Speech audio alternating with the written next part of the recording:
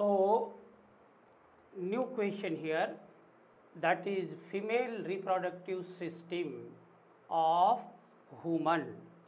You are observing here diagram A and this one is diagram B. Both these diagram represents the entire construction of female reproductive system of human being. In diagram A, this rod and tube like structure here, that is appearance is just like sac. This sac like structure is called as uterus.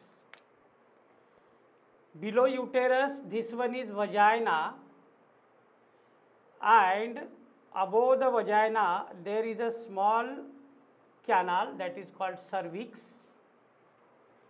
In the middle portion there is a flat structure are observing. This flat muscular pouch is known as urinary bladder. Here some dot like structure you are observing, that is pubic symphysis.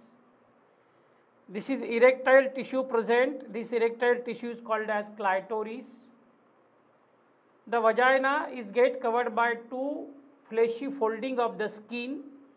The large two fleshy folding of the skin are called as labia majora, and two small fleshy folding of skin are called as labia minora.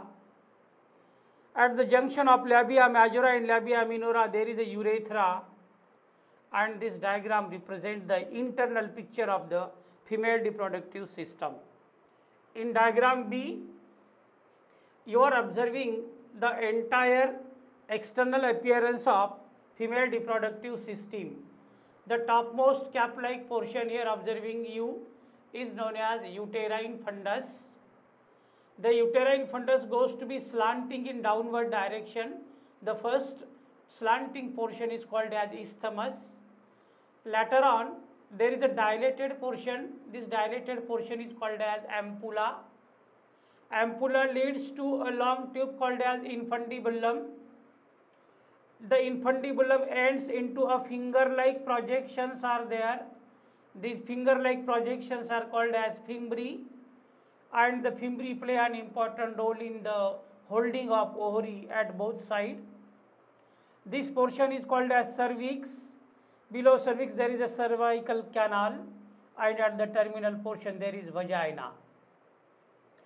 At the middle portion you are observing a whole cavity here. This cavity is called as uterine cavity, which is fully filled up by means of uterine fluid. The entire uterus goes to be covered by three protective membrane or three protective covering. These membrane or coverings are, the outermost covering is called as perimetrium, the middle covering is called as myometrium, and the innermost covering is called as endometrium. The endometrium undergoes periodically changes during the menstrual cycle so as to reform its normal shape and size. So this is all about the human female reproductive system, and we are now to be considered or studied about all these parts which are associated with the female reproductive system. So it is very confirmed. Sometimes the question may be asked on your diagrammatic base. So diagram is given and you have to label it. What is this portion? What one this? What one this? What one this? So on, so on, so on, so on. So it makes very easier for you if you draw and make practice of diagram very clearly.